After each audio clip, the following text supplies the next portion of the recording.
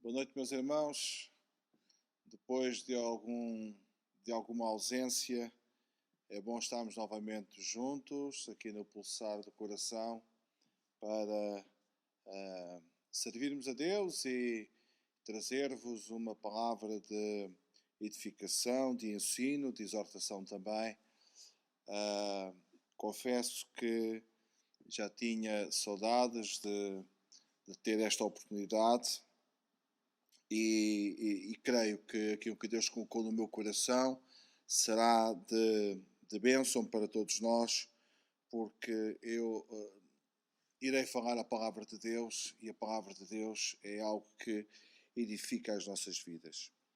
Nós, ao longo da Bíblia Sagrada, encontramos Deus a falar de muitas formas e usando a sua criação, tanto anjos como homens, como a sua própria natureza e até animais.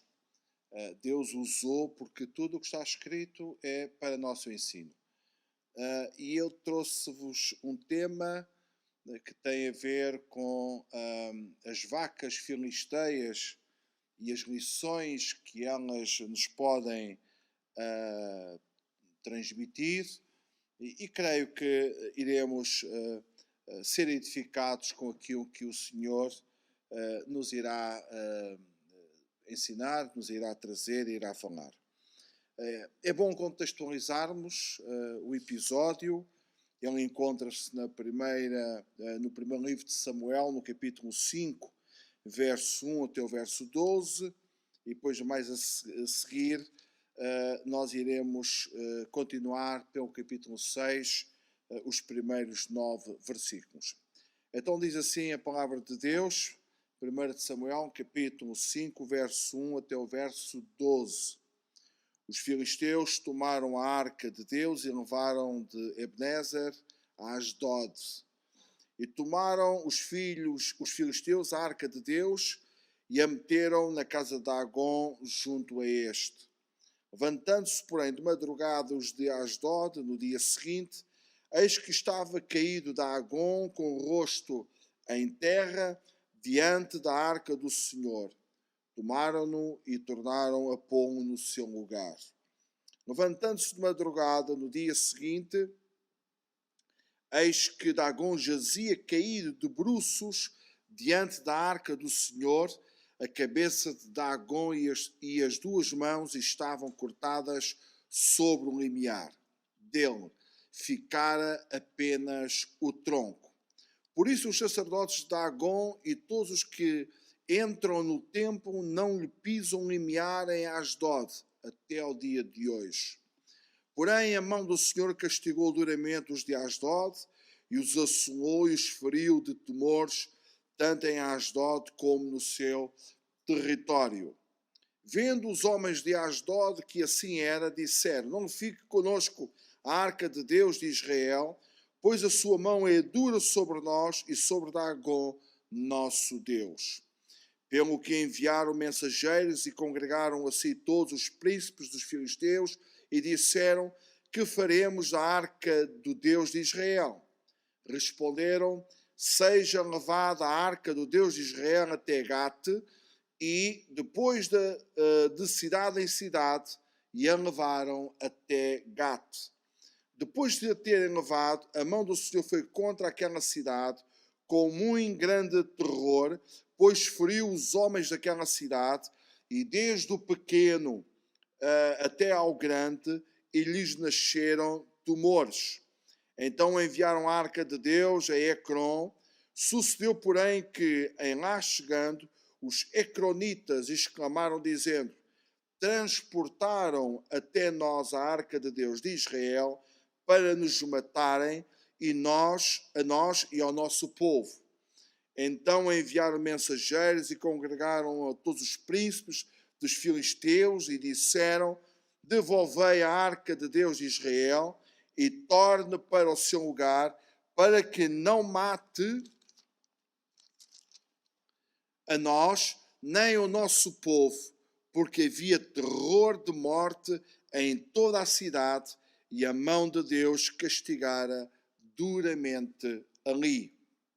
O que nós acabámos de ler foi tão somente os filisteus que, ao levarem a arca para o seu território, para o seu Deus pagão, eles fizeram uma má ação, um mau negócio. Pragas, como diz o texto, úlceras, moléstias e um Deus aqui em letra pequena, Dagon, quebrado pelo Deus verdadeiro, o Senhor que está nos céus. E aqui vamos observar na leitura seguinte 5 lições espirituais que nos dão que as duas vacas, que vamos ver já no próximo parágrafo, filisteias, que ao conduzirem a arca do Senhor de volta a Israel, estes animais nos dão estas 5 lições. Antes, porém, leiamos então os primeiros 9 versículos do capítulo 6 de 1 de Samuel. 7 meses esteve a arca do Senhor na terra dos filisteus. Estes chamaram os sacerdotes e os adivinhadores e lhes disseram: que faremos da arca do Senhor? Fazei-nos saber como a devolveremos para o seu lugar. Responderam eles: quando enviardes a arca de Deus de Israel, não a envieis sozinha, pois enviá-la-eis a seu Deus com uma oferta pela culpa, então sereis curados e sabereis porque a sua mão se não tira de vós. Então disseram: qual será a oferta pela culpa que lhe havemos de apresentar? Responderam: segundo o número dos príncipes dos filisteus, 5 tumores de ouro e 5 ratos de ouro, porquanto a praga é uma e a mesma sobre todos vós e sobre todos os vossos príncipes. Fazei umas imitações dos vossos tumores e dos vossos ratos que andam destruindo a terra, e dai glória a Deus de Israel. Porventura aliviará a sua mão de cima de vós e do vosso Deus e da vossa terra. Porque, pois, endurecereis o coração como os egípcios. Faraó endurecera o seu coração, porventura depois de os haverem tratado tão mal, não os deixaram ir e eles não se foram.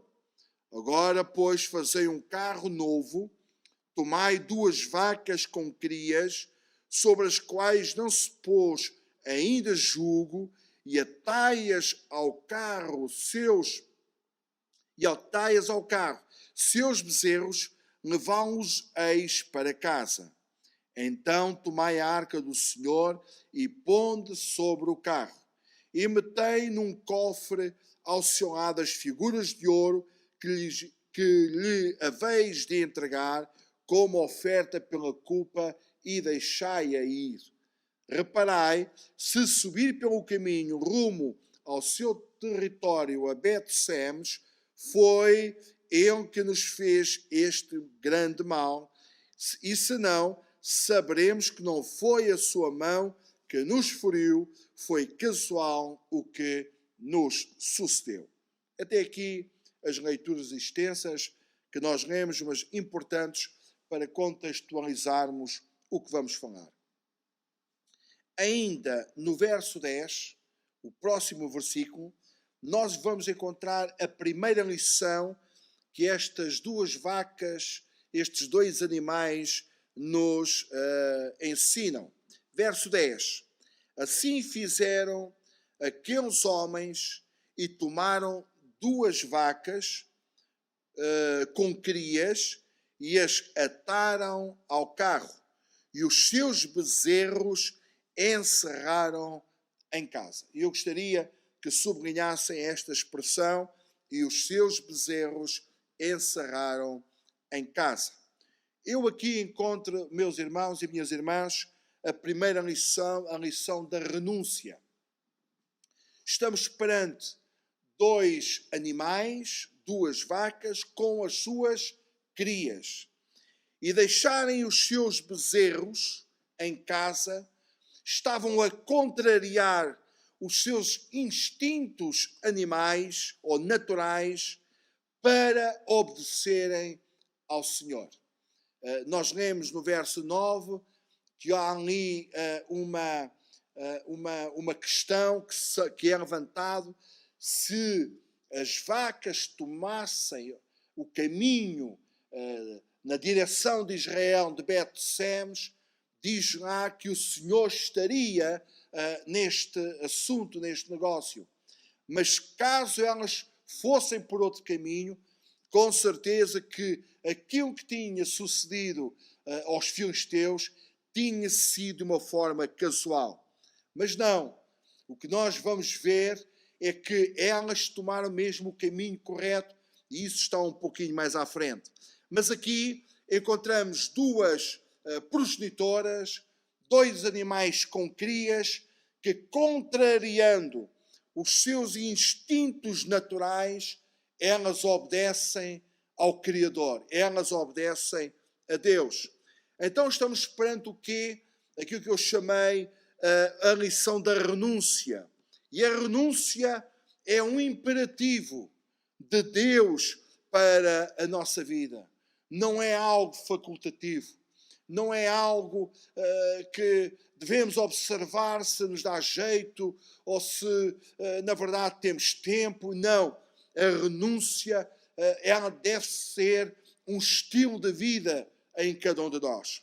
Lucas, no capítulo 9, verso 23 e 24, diz: e dizia a todos, palavras de Jesus: se alguém quer vir após mim, negue-se a si mesmo. Esta expressão que tem o significado de nós nos renunciarmos a nós mesmos. E tome cada dia a sua cruz e siga-me, porque qualquer que quiser salvar a sua vida, perdê-la-á, mas qualquer que por amor de mim perder a sua vida, a salvará. A renúncia é algo que agrada a Deus. Quando nós, com o nosso coração, com a nossa vivência, temos uma inclinação primordial, integral, em primeiro lugar para Deus. É isto mesmo, é em primeiro lugar buscarmos o reino de Deus e a sua justiça, e tudo nos será acrescentado. Temos que renunciar muitas vezes. Temos que renunciar o tempo que ocupamos. Temos que renunciar muitas vezes os gostos que temos, as preferências. Porquê? Porque o Senhor, Ele deve estar em primeiro lugar. Ele deve tomar a primazia da nossa vida. Ele tem que ver em nós esta inclinação, uma inclinação sincera, uma inclinação obediente, uma inclinação amorosa para Ele. Então a renúncia é um imperativo de Deus para cada um de nós. Através da renúncia, nós somos muito abençoados. Palavras também do Senhor lá em Mateus, no capítulo 19, verso 27 a 29.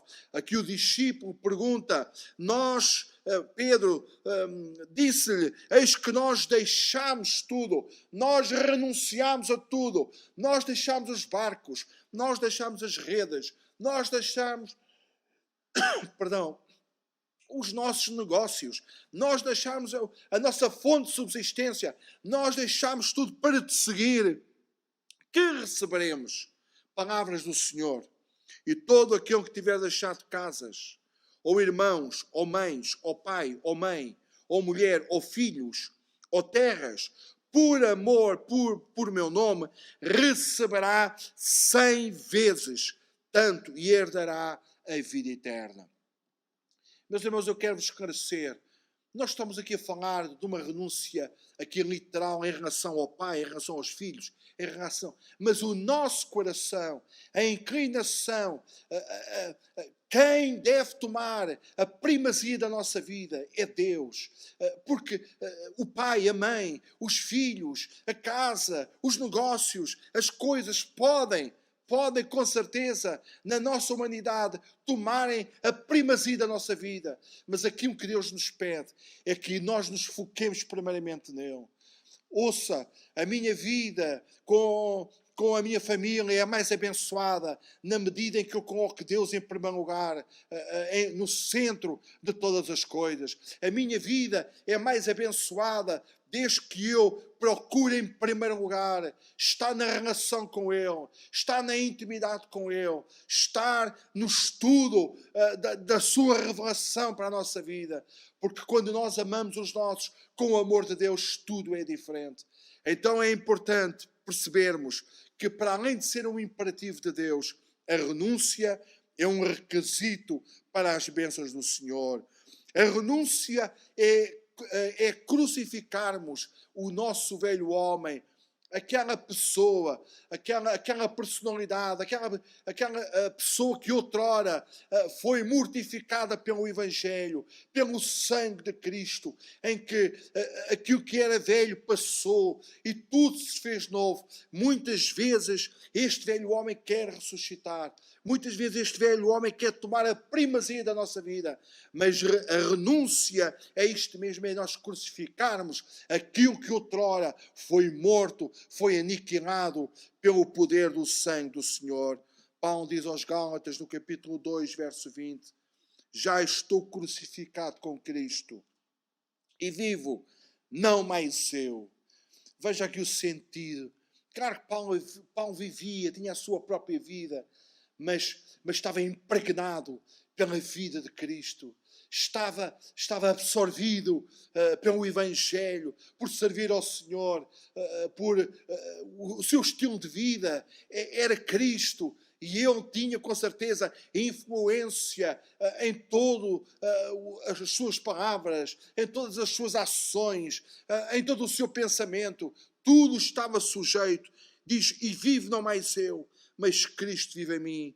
E a vida que agora vivo na carne, vivo na fé no Filho de Deus, o qual me amou e se entregou a si mesmo por mim. Mais à frente ele ainda diz, neste mesmo livro, no capítulo 6, verso 14, mas longe esteja de mim gloriar-me. Ele tinha aptidões, ele era uma pessoa culta, ele era uma pessoa elucidada, ele era uma pessoa esclarecida. Ele teve o privilégio de estudar aos pés dos melhores mestres. Mas ele diz, longe esteja de mim gloriar-me, a não ser na cruz do nosso Senhor Jesus Cristo, pelo qual o mundo está crucificado. As influências, as filosofias, a psicologia mundana, os aliciantes de um mundo de então, estava crucificado para Paulo, para mim e eu para o mundo. Ou seja, ele destilava um cristianismo, ele destilava Deus, ele destilava a obra de Deus, ele destilava a paixão pelo Senhor. Este homem que outrora destilava religião, este homem que outrora destilava tradição, mas agora, ao ser crucificado com Cristo, no sentido espiritual, demonstrando esta renúncia de uma forma incrível, ele diz que o mundo para ele não contava muito, mas ele vivia com a paixão do Senhor. Então, a primeira lição que estes dois animais, estas duas vacas, nos ensinam ao deixarem as suas crias e contrariando assim este instinto natural, animal, elas nos mostram que a renúncia da nossa vida deve ser algo que nós devemos protelar, devemos procurar, devemos buscar. Depois, no verso 12, ainda do capítulo 6, encontramos aqui uma segunda lição. Diz que as vacas se encaminharam diretamente para Batsemes e, andando e berrando, seguiam sempre por esse mesmo caminho, sem se desviar nem para a direita nem para a esquerda. A segunda lição é a lição da direção. Com certeza que nós encontramos aqui, de uma forma implícita no texto, que Deus está no assunto. A arca que fala da manifestação da presença de Deus, da autoridade de Deus, da presença de Deus em Israel. Tanto simbolismo existe à volta desta arca. Ela pertencia a Israel. E estas vacas, tome nota que nunca jugo algum ficou sobre elas. Elas nunca estiveram juntas com a canga, com o jugo, amarradas a um carro, a uma carroça para caminhar. Não estavam habituadas a isso. O texto é claro nesse sentido. Mas aqui, por intervenção de Deus, aqui por vontade de Deus, diz que elas tomaram uma direção certa, sem se desviar nem para a direita, nem para a esquerda. Esta é a lição da direção. Sem conhecerem o caminho, acertaram no rumo certo. Porquê? Porque Deus as guiava. Nós estamos num rumo, meus irmãos. Nós estamos num caminho. Nós muitas vezes não sabemos o que nos espera ali à frente.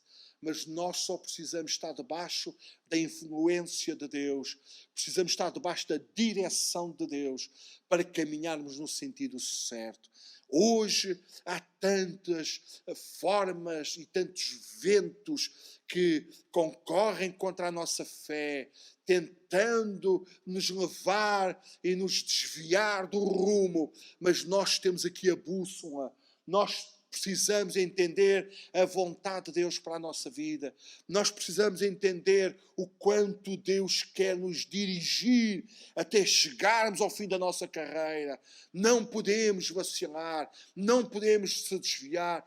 Infelizmente, com tristeza nossa, encontramos pessoas que abandonaram, pessoas que amaram o presente século, pessoas que se deixaram seduzir pelas coisas do mundo, pessoas que não optaram pela renúncia, não optaram pela direção certa e se deixaram levar. Irmãos, que Deus nos ajude a caminharmos fielmente até aquele dia em que o Senhor nos irá chamar, até aquele dia que o Senhor nos virá buscar, até aquele dia que o Senhor irá vir reinar conosco.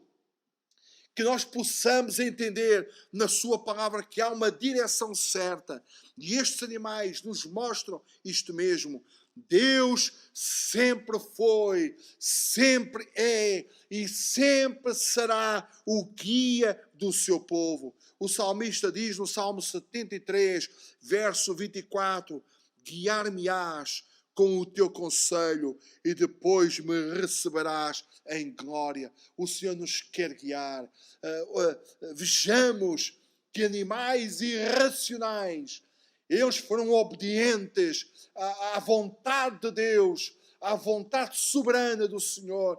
O Senhor que nos deu uma mente, o Senhor que nos deu um pensamento, o Senhor que nos deu uma consciência, o Senhor que tem nos dado uma vontade própria, que não sejamos nós a sairmos fora. Irmãos, e se por algum motivo nós tombarmos aqui ou caímos acolá, a misericórdia de Deus está conosco e Ele nos quer continuar a levantar para caminharmos, porque a sua direção é correta e nos levará com certeza a bom porto, nos levará com certeza a um fim glorioso. O Senhor nos guia pelas veredas de justiça, como diz o salmista no Salmo 23, verso 2, deitar-me faz em verdes pastos, guia-me mansamente a águas tranquilas. O Senhor tem o melhor para nós, então deixemos-nos guiar por Ele.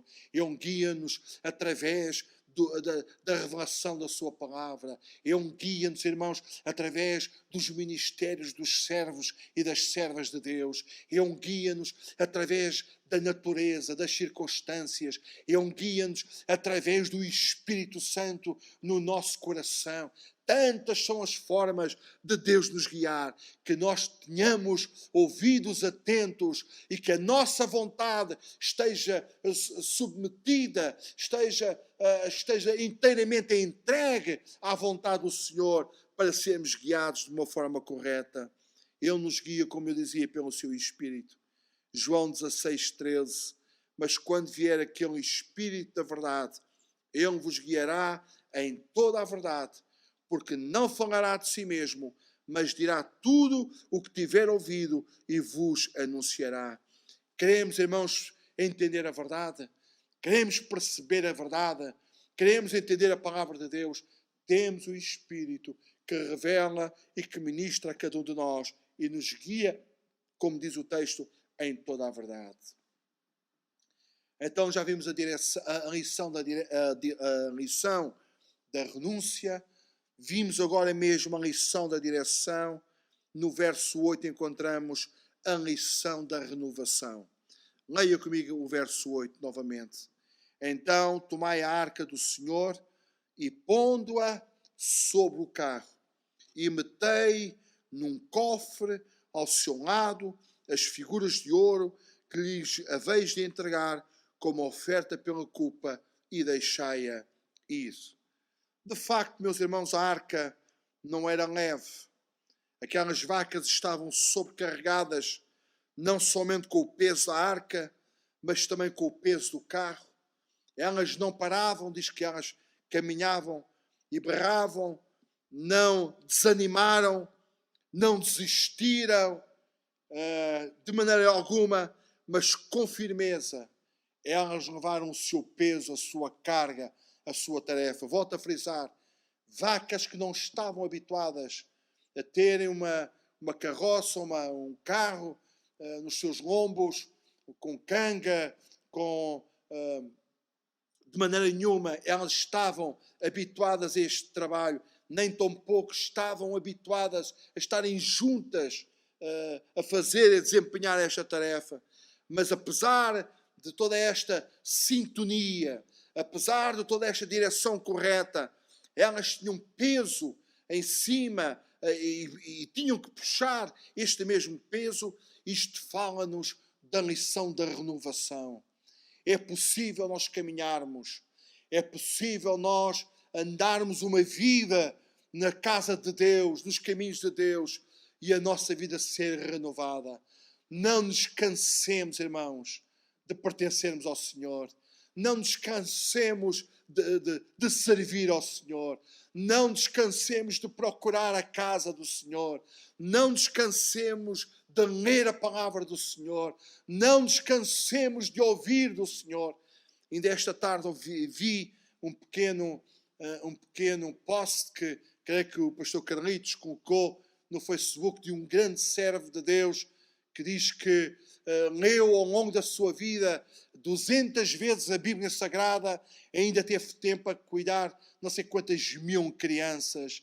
Irmãos, que Deus nos faça entender que caminhando com o Senhor nós encontramos descanso. Caminhando na vontade de Deus nós encontramos provimento. O Senhor cuidará de nós. O Senhor renovará as nossas forças. O crente fiel, ele é tido como aquele que leva a glória de Deus. 1 de Pedro 4, 14. Se pelo nome de Cristo sois vituperados, sois maltratados, sois afligidos, bem-aventurados sois, porque sobre vós repousa o Espírito da glória de Deus. Veja, mesmo num contexto adverso, é possível nós sentirmos a renovação de Deus, do Espírito de repouso no nosso interior, que manifesta a sua glória. O crente, ele leva o jugo de Jesus. E ele disse lá em Mateus 11, 29 e 30, tomai sobre vós o meu jugo e aprendei de mim, que sou manso e humilde de coração, e encontrareis descanso para a vossa alma. Que Deus nos ajude a entender, porque o meu jugo é suave. O jugo destas vacas era bem pesado. O jugo destas vacas era incómodo, mas elas não desistiram. Então, meus irmãos, o jugo do Senhor é suave e o meu fardo é leve. Que nós possamos experimentar a renovação de Deus. Muitas vezes pessoas cansam-se de servir, cansam-se disto, cansam-se de aquilo, tudo o que tem a ver com o Senhor. muitas pessoas entregam-se, irmãos, à apatia, entregam-se à ociosidade e deixam de ter aquele fervor de partilhar Deus, de servir ao Senhor. Mas a Bíblia diz que as coisas têm a ver com Deus. Aquilo que o Senhor oferece é suave, é renovador, transforma a nossa vida, muda, irmãos, tanto que o mundo, tanto stress que o mundo muitas vezes nos proporciona, muda tanta coisa. Estou-me a recordar, creio que já partilhei com os irmãos este meu testemunho, quando, há muitos anos atrás, antes de estar a tempo inteiro na obra de Deus, eu trabalhava aqui em Lisboa e na altura difícil, no meio do trânsito, a minha atividade era andar por toda a cidade e quantas vezes eu chegava a casa esgotado, quantas vezes eu chegava a casa e muitas vezes até tinha responsabilidades nas congregações, nas igrejas, e quantas vezes eu não me abeirei do Senhor no meu quarto, não fechei-me na porta, com a porta do meu quarto e não estive ali, e quantas vezes o Senhor não renovou a minha vida. Tantas vezes aconteceu, o Espírito Santo vinha. Lembro-me do nosso irmão que já partiu para o Senhor, António Gilberto, dizia que a melhor terapia para o esgotamento é uma grande sessão com o Espírito Santo. Ele renova a nossa vida, meus irmãos.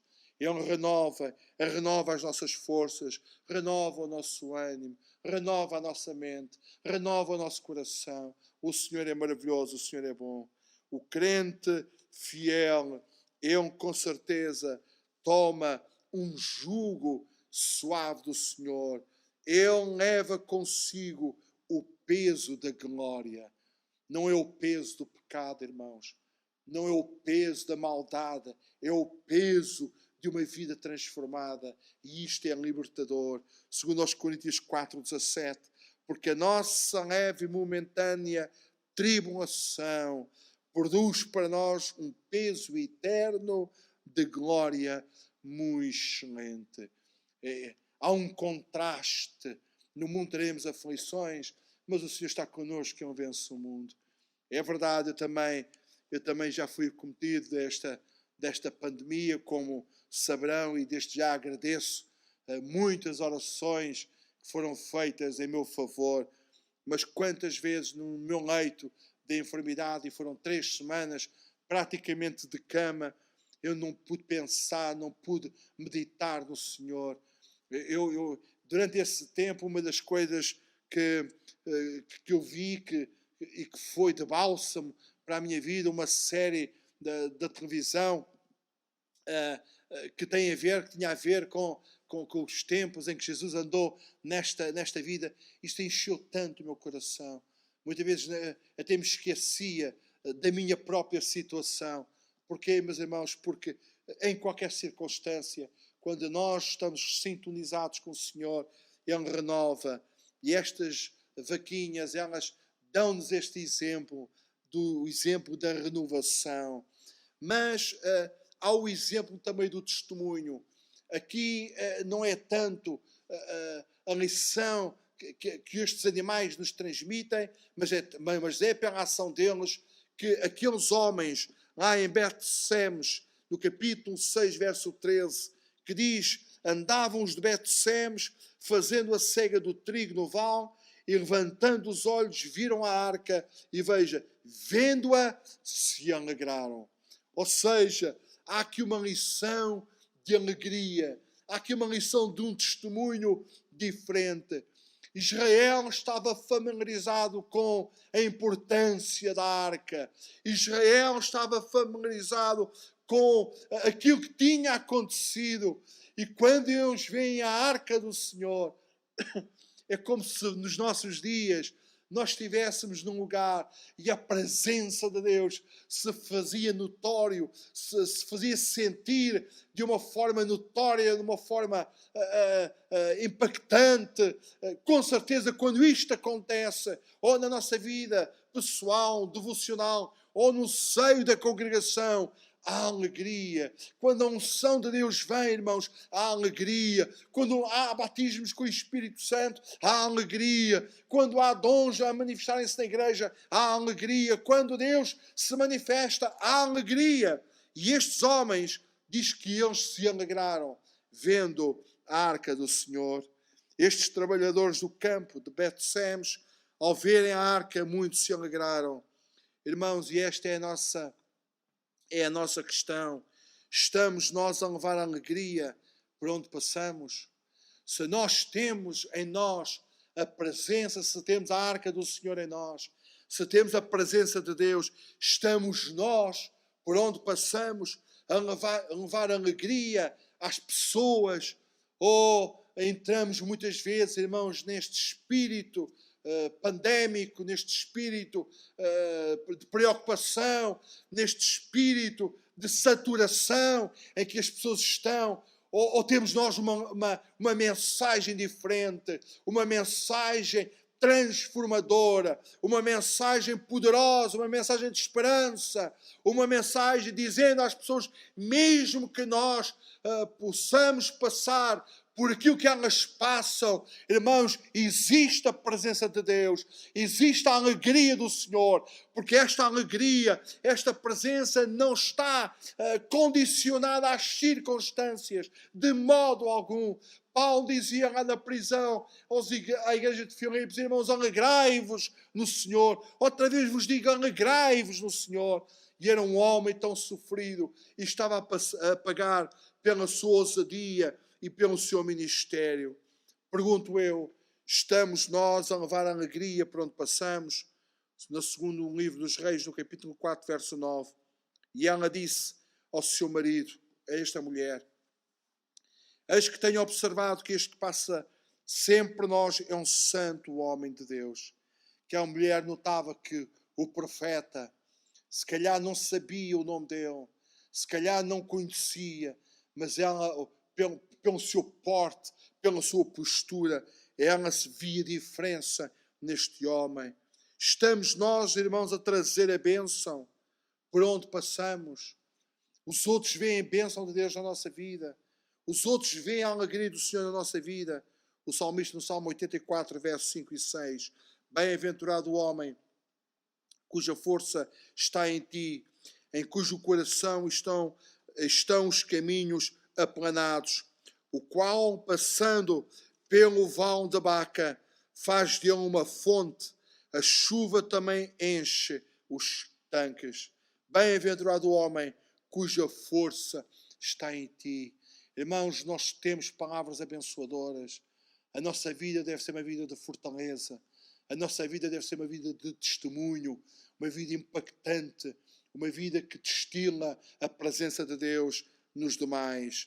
Gostaria, irmãos, de ler ainda convosco este texto tão maravilhoso lá em Atos, no capítulo 8, verso 5 até o verso 8. Deixo-me ler para vós. Diz que Filipe, descendo à cidade de Samaria, anunciava-lhes a Cristo. As multidões atendiam unânimes às coisas que Filipe dizia, ouvindo-as e vendo os sinais que ele operava, pois os espíritos imundos de muitos possessos saíam, gritando em alta voz, e muitos paralíticos e coxos foram curados. E agora veja, através do ministério de um homem, aquilo que aconteceu na cidade.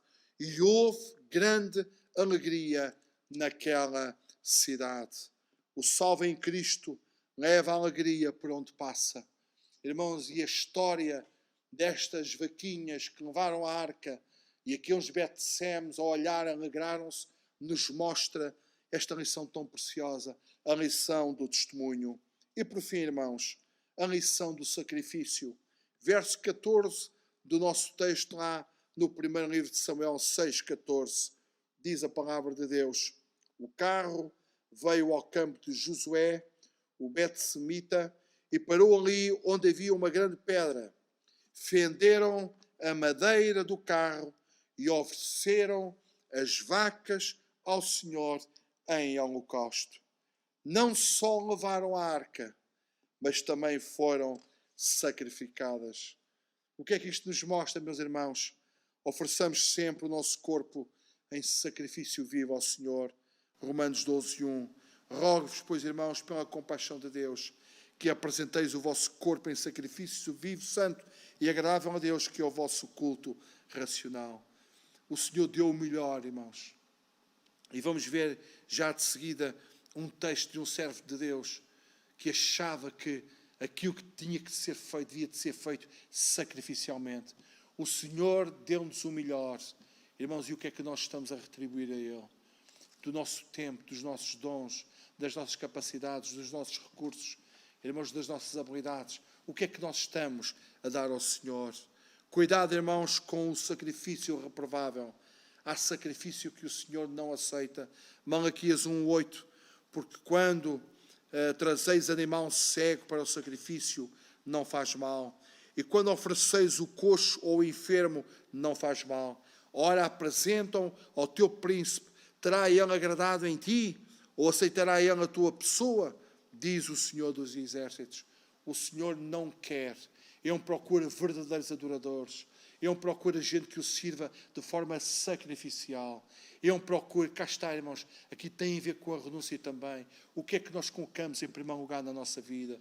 Em que ponto, irmãos, está a nossa dádiva e a nossa entrega para as coisas do Senhor? Olha este exemplo de Davi maravilhoso, lá no segundo livro de Samuel 24:24. Porém o rei disse a Araúna: não, porém por certo preço te comprei, porque não oferecerei ao Senhor meu Deus holocaustos que não me custem nada. Não, tinha que haver ali um cunho dele. Ele não era rei, ele podia tomar posse daquela terra, mas ele queria oferecer ao Senhor algo que fosse sacrificial. Que Deus nos encontre assim. Gente que ama o Senhor de uma forma abnegada. Gente que ama o Senhor de uma forma apaixonada. Vou concluir, irmãos, com 3 pensamentos de grandes homens ao longo da história que nos deixaram. Horácio, ele disse o seguinte: quanto mais o homem renuncia-se a si mesmo, mais se aproxima de Deus. É quando mais nós nos quebrantamos, quando mais nós nos humilhamos, quando mais nós despojamos de nós mesmos, mais perto estamos do Senhor. Benjamin Franklin, ele disse: o interesse próprio é a primeira lei da humanidade, mas a renúncia é a primeira lei da graça de Deus. Irmão, esquece de ti, esquece das tuas coisas em primeiro lugar, põe o Senhor em primeiro lugar na tua vida, busca Ele de todo o teu coração e vais ver, irmãos, a bênção que não será para a tua vida. O Santo Agostinho disse: é preciso que te esvazies daquilo que está cheio para poderes ser cheio daquilo que estás vazio. É isto mesmo. Nós muitas vezes encontramos pessoas vazias. Irmãos, perderam o sentido espiritual, o foco, tornaram-se apáticos da fé. Mas o Senhor quer mudar tudo isto. Esvazia-te daquilo que estás cheio e deixa-te encher daquilo que estás vazio. Deixa-te encher do Senhor. Ser guiado pelo Senhor é a maior prova da nossa filiação divina. Romanos 8:14, estou mesmo a finalizar. Porque todos os que são guiados pelo Espírito de Deus, esses são filhos de Deus. Se nós nos intitulamos como filhos, nós temos que deixar o Senhor tomar conta da nossa vida. Como naquele profeta que nos contou aquela visão, lá em Ezequiel, temos que nos deixar levar pela corrente das águas. Lavar a arca, no sentido espiritual, é obedecer aos mandamentos do Senhor nosso Deus. E foi isto que as vacas nos ensinaram. Elas obedeceram à voz do Criador, indo no caminho certo. Podemos levá-los, não são pesados. Finalizo, 1 João 5:3. Porque esta é a caridade de Deus, o amor de Deus, que guardemos os seus mandamentos, e os seus mandamentos não são pesados. Sejamos obedientes, irmãos. Sejamos pessoas obedientes a Deus, consagradas a Ele. Deixemos o Senhor tomar conta da nossa vida em todas as áreas e com certeza que seremos muito felizes. Que Deus ricamente abençoe. Uma pequena oração em favor de todos vós. Pai Santo, muito obrigado pelos exemplos da Tua Palavra. Muito obrigado, Senhor, pela profundidade que a mesma encerra na nossa vida. E até os animais nos ensinam princípios gloriosos. Senhor, estamos felizes. Ajuda-nos, Senhor, a optarmos, Senhor, por estas lições de renúncia, por estas lições, Senhor, da Tua vontade, pelo testemunho, ó Senhor, pela alegria. Ajuda-nos, Senhor, a tomarmos este rumo certo na Tua direção. Abençoa os meus irmãos nas suas casas, protege-os e guarda-os do mal, Senhor, e continua a ser com a Tua igreja em toda a parte. Nós oramos no nome do Senhor Jesus. Louvado seja Deus. Amém. Que Deus te abençoe, meus irmãos, e vamos estar atentos novamente no próximo domingo à mensagem que o pastor vai proferir, vai pregar, que possa também ser edificante para a nossa vida. Que Deus te abençoe e te dê um fim de semana abençoado e até domingo, se o Senhor não vier antes. Obrigado pela vossa atenção.